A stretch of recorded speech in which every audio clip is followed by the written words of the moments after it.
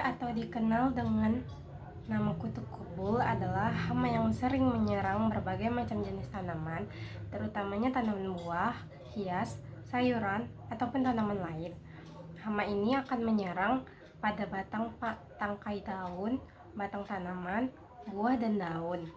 Untuk topik pembahasannya, di sini ada klasifikasi hama, tanaman yang diserang, gejala serangan, pencegahan ataupun pengendalian yang disebabkan oleh hama tersebut. Adapun klasifikasi hama dari hama kutu putih ini atau yang disebut dengan Paracoccus marginatus diklasifikasikan sebagai berikut: kingdomnya Animalia, filumnya Arthropoda, kelasnya Insecta, ordonya Hemiptera, familinya Pseudochytidae, genusnya Paracoccus, spesiesnya Paracoccus marginatus.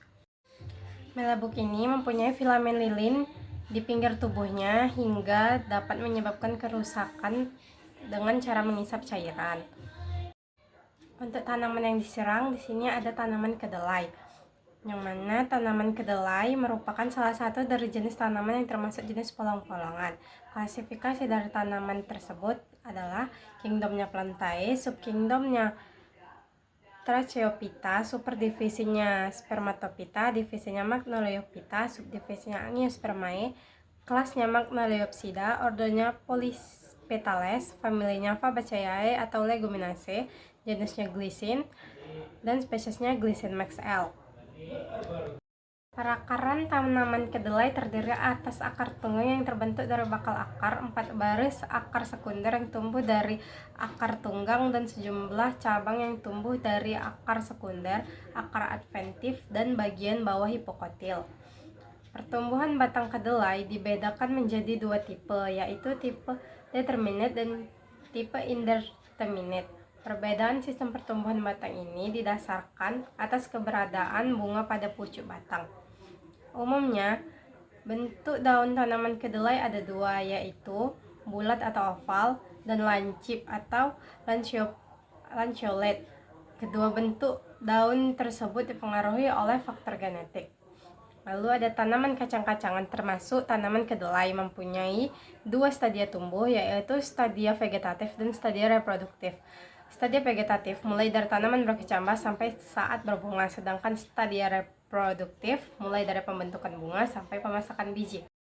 Bunga pada tanaman kedelai berdiameter 1-2 cm, kehijauan sampai kuning cerah, terletak pada tandan ketiak yang tersusun atas 5-25 kuntum bunga, panjang tandan bunga 2-20 cm. Lalu polong tanaman kedelai pertama kali terbentuk sekitar 7-10 hari setelah munculnya bunga pertama. Panjang polong muda sekitar 1 cm, jumlah polong yang terbentuk pada setiap ketiak tangkai bunga sangat beragam, antara 1-10 buah dalam setiap kelompoknya. Untuk gejala serangannya tersendiri, hama kutu putih biasanya bergerombol sampai puluhan ribu ekor. Mereka merusak dengan cara menghisap cairan. Semua bagian tanaman bisa diserangnya dari bagian daun sampai pucuk daun. Serangan pada pucuk menyebabkan daun kerdil dan keriput seperti terbakar. Hama ini juga menghasilkan embun madu yang kemudian akan ditumbuhi oleh cendawan jelaga sehingga tanaman yang diserang akan berwarna hitam. Lalu kutu putih hidup dengan cara menusukkan alat mulutnya ke dalam jaringan epidermis daun dan buah sehingga didapatkan cairan tanaman. Saat menghisap cairan tanaman, alat mulut kutu putih sekaligus menginjeksi racun pada jaringan tanaman. Serangan pada daun tua biasanya terjadi di sepanjang tulang tengah dan urat daun, sedangkan pada daun muda dan terjadi pada seluruh bagian daun. Jika permukaan daun, batang, dan buah tertutupi cendawan jelaga, maka pada bagian tersebut akan mengalami gangguan difusi gas dan proses fotosintesis terhambat sehingga dapat menurunkan produksi biji.